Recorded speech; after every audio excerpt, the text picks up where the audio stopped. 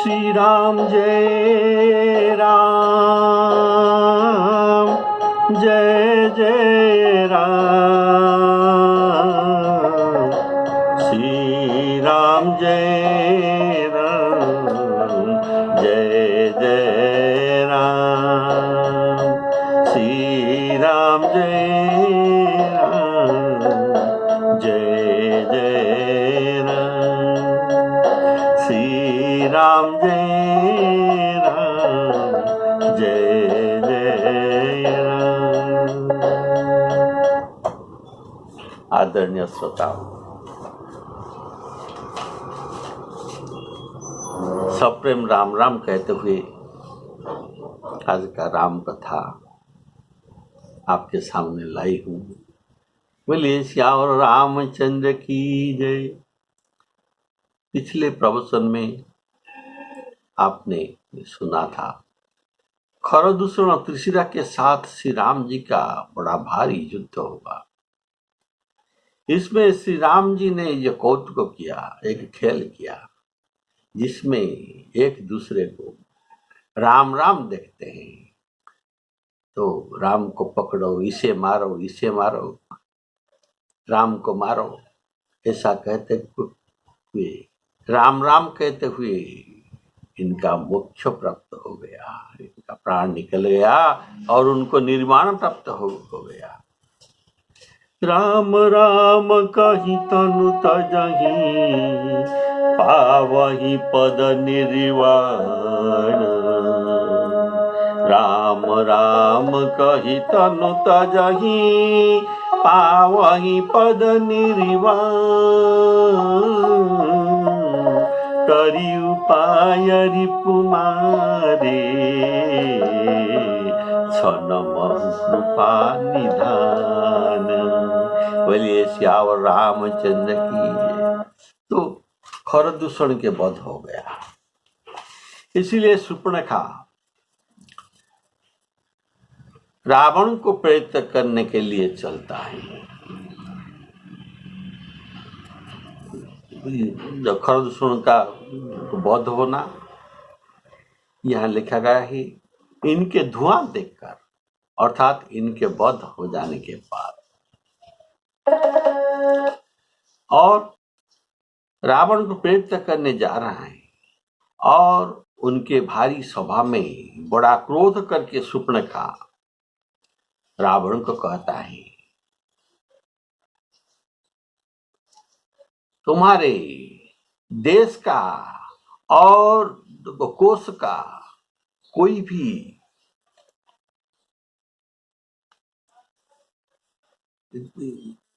किसी का भी तुम ख्याल नहीं रखते। देश का अर्थात अभी तुम्हारे सिर पर शत्रु चढ़ाया है, तुमको इसका पता नहीं, अर्थात तुम देश का ख्याल नहीं रखते। और अगर शत्रु तुम पर आक्रमण करेगा तो तुम्हारा सब कुछ कोष भी चले जाएगा। तुम केवल मद्यपान करना जानते हो और दिन राति सोते ही रहे हो। तुमको इतना शुद्धि नहीं, तुम्हारे सिर पर शत्रु मंडरा रहा है, शत्रु तुम्हारे सिर पर चढ़कर आया है। बोलिए श्याम रामचंद्र की जय। धुआं देखी खर दूषण केरा, धुआं देखी खर दूषण केरा। जाई शूर्पणखा रावण प्रेरा, बोली बचन क्रोध करी भारी। देश कोश के सुरति बिसारी, करसी पान सोवसी दिन राती।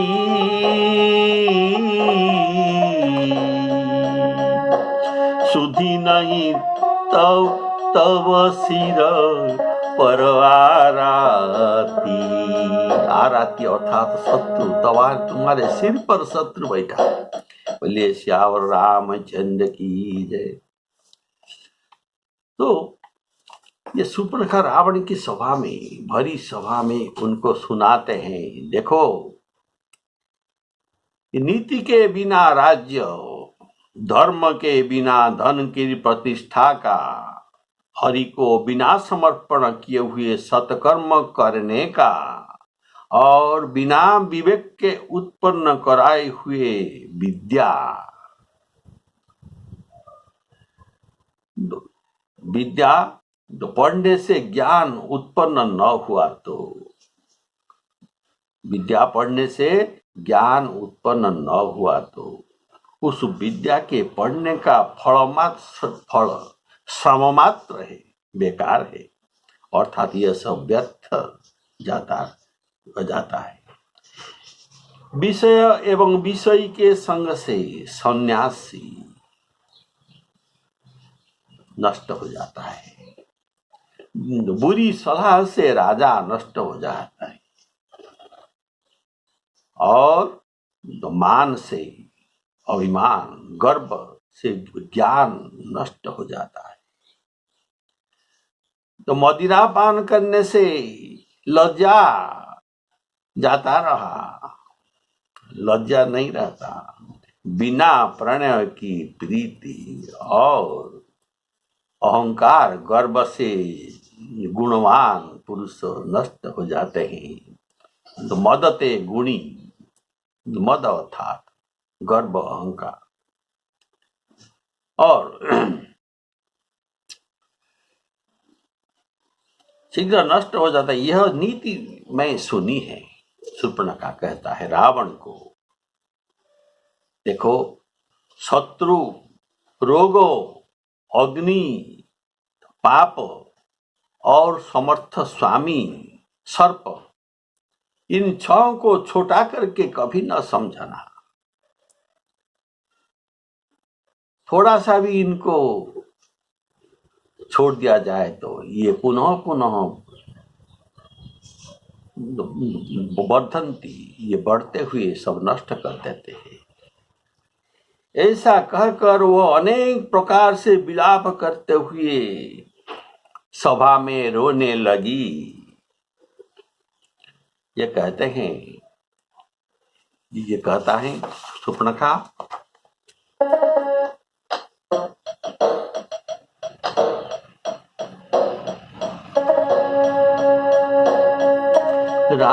राजनीति बिनु धन बिनु धर्मा, राजनीति बिनु धन बिनु धर्मा, हरि ही समर्पे बिनु सतकर्मा,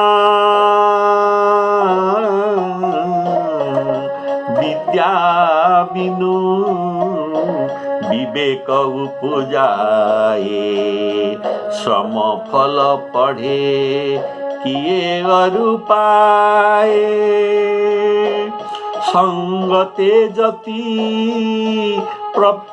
कुमंत्र तेरा जा, मानते ज्ञान पानते लाजा, प्रीति प्रणय बिनो मदते गुणी, नासहि बेगी नित्य ससुनी, रिपु शत्रु, रुज रोग, पावक अग्नि, रिपु रुज पावक पाप प्रभु, अहि सर्प, अहि गनियन छोट करी, अस कही विविध विलाप करी लागी, क्रोध न करना। श्री राम जय राम, जय जय राम।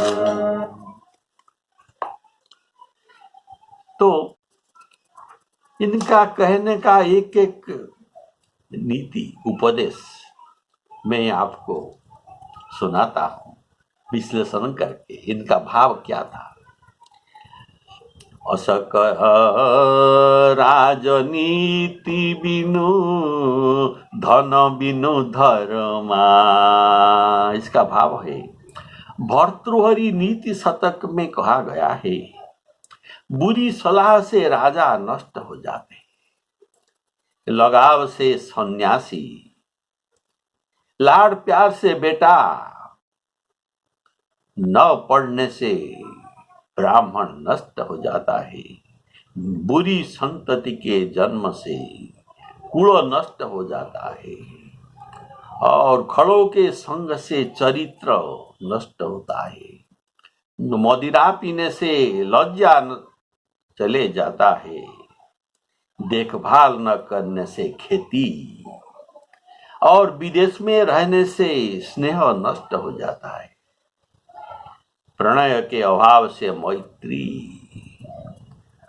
अन्याय से ऐश्वर्य नष्ट हो जाता है, प्रमाद से धन नष्ट हो जाता है, ऐसा भर्तृहरि कहते हैं। ये सब भाव शूर्पणखा यहाँ तो कहता है जो आपने सुना। राजनीति बिनु, नीति नहीं जानने से राज्य नहीं रहता, नीति न जान से, और नीति न जान से, नीति विरुद्ध कर्म करने से प्राप्त राज्य हाथ से चला जाता है। गोस्वामी जी जब कहते हैं राजू की रही नीति बिनु जाने, नीति जानने बिना राज्य नहीं रहता, धन बिनु धर्मा, अर्थात धन प्राप्त है उसे धर्म में न लगाया जाए तो उस धन का होना न होना बराबर की है, कुछ भी मूल्य नहीं है। उस धन की प्राप्ति में जो श्रम किया गया है ये भी सब बेकार जाएगा, वह व्यर्थ ही समझना चाहिए। यदि अगर धन धर्म के कार्य में लग गया तो उसकी प्राप्ति का श्रम जो किया गया है ये सफल होता है, वह धन्य धन्य है जो धर्म कार्य में लगता है। ये धन की प्रथम गति है, धर्म कार्य में लगाना ये प्रथम गति है, और भोग करना धन को ये दूसरा गति है, वो तीसरा गति है धन का जो खर्च न करके रखना, और धन का चौथा गति है चोरी डकैती वकील रोग में ये खर्च हो जाना, नष्ट हो जाना। बोलिए श्यावर रामचंद्र की जय। इसलिए वही धन्य है जिनका प्रथम गति होता है, अर्थात धर्म कार्य में लगता है। सो धन धन्य प्रथम गति जाकी। अभी शूर्पणखा कहने का एक दूसरी भाव, हरि ही समर्पे बिनु सतकर्मा, सत्कर्म करके उनको भगवान को अर्पण करना चाहिए। कारण संपूर्ण कर्म मनुष्य को जन्म मरण रूपी संसार के भटकने का कारण ही है। इसका कारण है कर्म, प्रभु को समर्पण न किया हुआ कर्म। ये हमारे पीछे हमारा पीछा नहीं छोड़ते, हमको सुख दुख दोनों ही ये भोगाते रहते हैं। पर यदि वही कर्म भगवत अर्पण कर दिया जाए तो कर्म नष्ट हो जाता है, ये अपने आप ही अपने नाशक हो जाता है। अर्थात फिर उन कर्म का फल भोगना हमें नहीं पड़ता। ईश्वरार्पण बुद्धि से रहित कर्म कभी भी शोभित नहीं है। श्रीमद् भागवत में कहा गया है, जो कर्म भगवान को अर्पण नहीं किया जाता वह चाहे कितना ही ऊंचा कर्म हो क्यों न हो, सर्वथा अमंगल रूप ही होता है और दुख देने वाले होता है। बड़े बड़े तपस्वी, दानी, कीर्तिमान, मनस्वी और सदाचार परायण मंत्रवेत्ता भी अपने अपने कर्म को ईश्वर अर्पण किए बिना कल्याण प्राप्त नहीं कर सकते। गीता में श्री भगवान जी ने भी कहा है, चेतसा सर्वकर्माणि मयि सन्न्यस्य, मुझे अर्पण करो और मत परा मेरा परायण हो, तब मेरा प्रसाद, मेरे कृपा से मत प्रसादात अवाप्नोति शाश्वतं पदम अव्ययम्।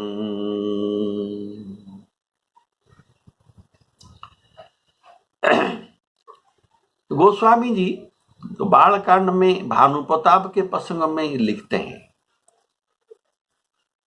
भानुप्रताप जो कर्म कर रहा था ये कैसे, इनका स्वरूप क्या था। करई जो धर्म कर्म मनवाणी, मनवाणी से जो धर्म कर्म ये कर रहा था, सबको वासुदेव अर्पित नृप ज्ञानी, सब कुछ भगवान को अर्पण कर दे रहा था। अभी विद्या बिनु विवेक उपजाए, सम फल पढ़े किए अरु पाए। अर्थात विद्या रूपिणी स्त्री, विद्या को स्त्री कहा गया, क्यों? स्त्री कहने के लिए श्री राम श्री गोस्वामी तुलसीदास ने इनको विद्या अर्थात आकारांत स्त्रीलिंग शब्द कर दिया है, इसीलिए ये विद्या स्त्री का प्रतीक है। तो विद्या रूपिणी स्त्री से एक पुत्र होगा, ये पुत्र का नाम होगा विवेक। ये भी शब्द कितना सुंदर शब्द है, विवेक अर्थात शब्द के अंत में औकारांत दिया गया है, जो कि पुल्लिंग शब्दवाचक। तो विद्या रूपिणी स्त्री से विवेक रूपक पुत्र उत्पन्न किए बिना श्रम ही फल हो, बेकार। जैसे बांझ स्त्री में पुत्र उत्पन्न नहीं हो सकती, उससे पुत्र की चाह करना केवल श्रम मात्र है, वैसे विवेक पुत्र जन्म न हुआ तो वह विद्या बांझ शरीर के स्त्री के समान है। इसलिए विद्या का बोलिए श्यावर रामचंद्र की जय। तो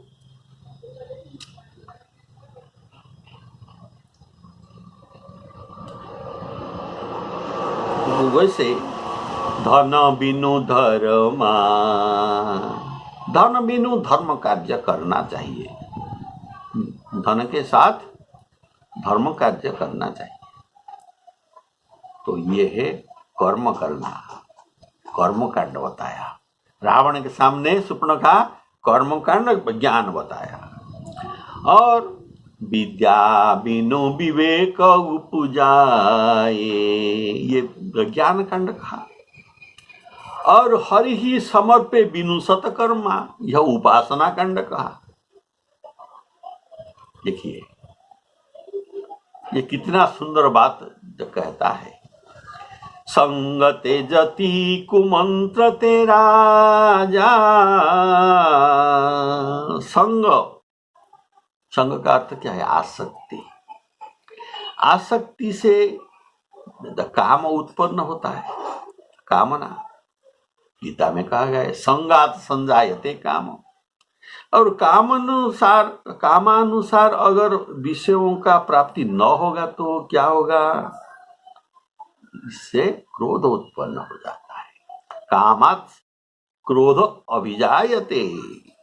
जिनके द्वारा कामना में विघ्न हो उसी पर कर्तव्य अकर्तव्य विवेक नहीं रहता। इसके बाद प्रणश्यति अर्थात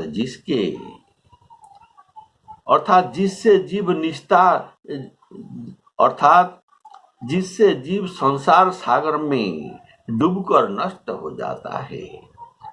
ये सब भूल तो कहां से आया? संग से।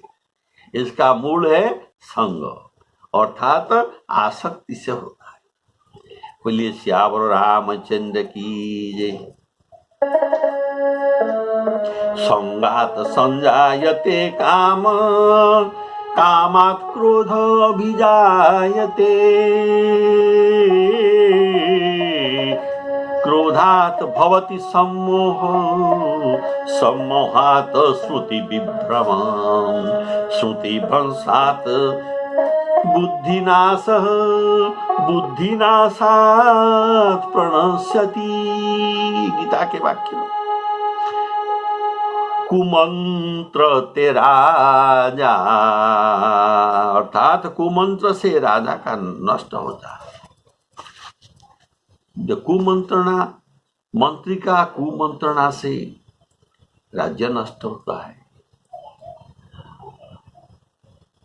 तो ये मंत्री डर कर ठीक सलाह नहीं देते, उनको प्रिय लगने वाली बुरे सलाह ही देते रहते हैं। और गुरु अगर प्रिय बोलता रहे शिष्य को खुश कराने के लिए तो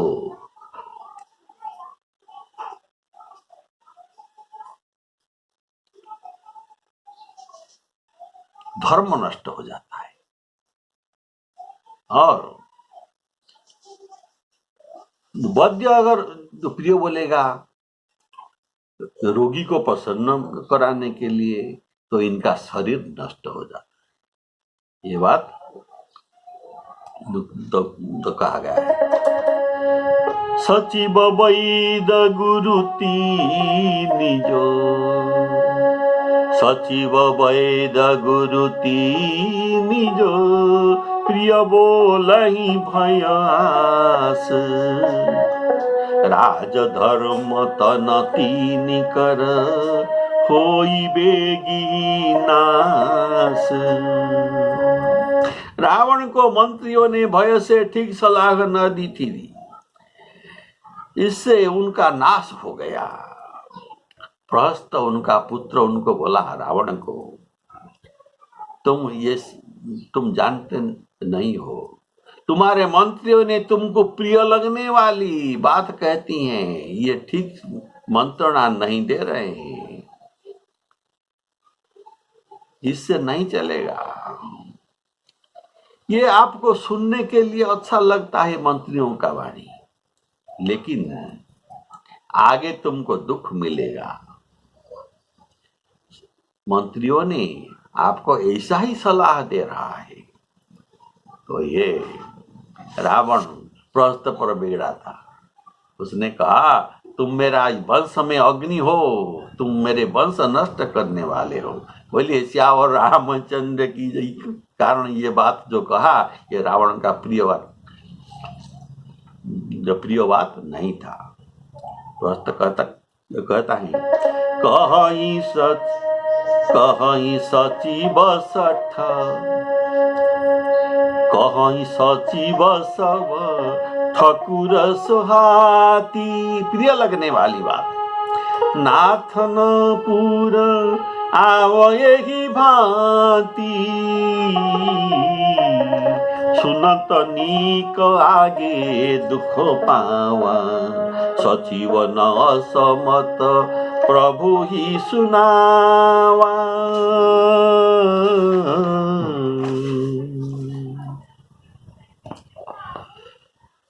मानते ज्ञान पानते लाजा, ज्ञान में एक भी मान नहीं रहना चाहिए। मान से ज्ञान का नाश हो जाता है, अभिमान गर्व से। ज्ञान किसको कहा जाता है? जहां अभिमान मान नहीं रहता उसको ही ज्ञान कहा जाता है। ज्ञान मान जहाँ एक नाही, जहाँ मान नहीं है वही ज्ञान है। और सब जगत को ब्रह्ममय देखना, ये सब ज्ञान है। ज्ञान मान जहाँ एक नाही, देख ब्रह्म समान जग माही। रावण को बड़ा अहंकार था कि मेरे समान कोई नहीं है, इसी से उनका ज्ञान इस मान के द्वारा इसका ज्ञान नष्ट हो गया था। विभीषण ने रावण को कहा, परिहरि मान मोह मद, तुम्हारे पास मान मोह मद ये सब भरपूर है, इसको तुम क्या करना चाहिए? परिहरि मान मोह मद, इसको छोड़कर तुम रघुनाथ जी का भजन क्यों नहीं करते? परिहरि मान मोह मद, भजहु कौशलाधीश। लखन जी चिट्ठी के द्वारा रावण को संदेश देते हैं कि तजी मान अनुजई, व तुम्हारे भ्राता विभीषण जैसे मान का त्याग कर तुम क्यों प्रभु को भजन न करती? सब जानते हैं रावण के पास बहुत अभिमान है।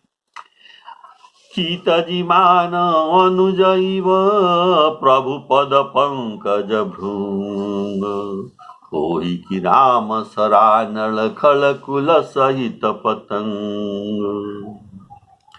पान ते लाजा, मदिरा पीने से लज्जा जाती रहती है। सुपर्णखा रावण को कहती है तू निर्लज हो गया है, इसका कारण तू मद्यपान करके केवल सोना चाहते हैं। करसी पान सोवसी दिन राती, और मेरा यह दुर्गति देखकर भी तुम्हें लाज नहीं लगती कि तेरे बहन का नाक कान कट गई? मंदधरी भी रावण को निर्लज कहती है। सुपर्णखा के गति तुम देखी, तदपि हृदय नहीं लाज विसेखी। प्रीति प्रणय बिनु, इसका भाव है। प्रीति के 8 अंग है, इनमें से प्रणय एक अंग है। प्रणय में प्रणय का भाव, प्रणय का अर्थ है मम तब, तब मम, यह प्रणय है। इसका भाव है अर्थात मैं तुम्हारा हूं, तुम हमारे हो, मेरा जो कुछ है ये तुम्हारा है, और तुम्हारा जो कुछ है ये मेरा है। यह है प्रणय। इसका उदाहरण सुनिए। लंका छोड़ते समय विभीषण ने भगवान से कहा, ये जो देश में हम अब राजा हुए, जो ये कोष हमारे पास है, ये सब कुछ तुम्हारा ही है, तो इसको आप खुशी से सबको बांट दीजिए। देश कोष मंदिर संपदा, देहु कृपाल कपि न कहु मुदा। सब विधि नाथ मोहि अपनाई, मोहि समेत कौशलपुर जाई। अयोध्या मुझे लेकर चलिए और मुझे अपना जन मान लीजिए। इस पर भगवान ने उत्तर दिया कि तेरा सब मेरा है, अर्थात तोर कोश गृह मोर सब, अर्थात तेरा कोष गृह सब कुछ मेरा है, ऐसा भाव को प्रणय कहा जाता है। जब तक यह भाव नहीं है तब तक प्रीत नहीं हो सकता। ना सही बेगी नीति असुनी। सुपर्णखा रावण को नीति का सिद्धांत तो सुना रहा है, पर यह उपदेश शुद्ध भाव से रावण को प्रकृत हित के लिए नहीं कर रहा है, किंतु इसके बुद्धि से ईर्षा प्रतिशोध की अग्नि को प्रज्वलित करने के लिए रावण को ये सब बात कह रही है। नीति उपदेश सुनाने को लोग बहुत मिलते हैं, किंतु नीति का आचरण करने वाले बहुत कम लोग हैं। पर उपदेश कुशल बहु तेरे, जे आचरहि ते नर न घनेरे। रावण का भी ऐसी स्थिति है। तीन ज्ञान उपदेशा रावण, ये ज्ञान उपदेश देता है, लेकिन आपनु मंद कथा शुभ पावन। सुपर्णखा के वचन से इतना सिद्ध हो रहा है कि वह क्रूर मायावीन राक्षसी होकर भी उसने राजनीति, धर्म नीति इत्यादि का पर्याप्त श्रवण किया था। भले ही शब्द ज्ञान, नीति असुनी ये शब्द ज्ञान था, अर्थात ये पढ़ लिखी नहीं थी, केवल सुनकर ही इतना याद रखा था। लेकिन आजकल दुनिया में इतना भी नहीं हो सकता, किसी का नीति ज्ञान का मालूम नहीं होता। बोलिए श्याम रामचंद्र की। श्री सीतारामार्पणामस्तु।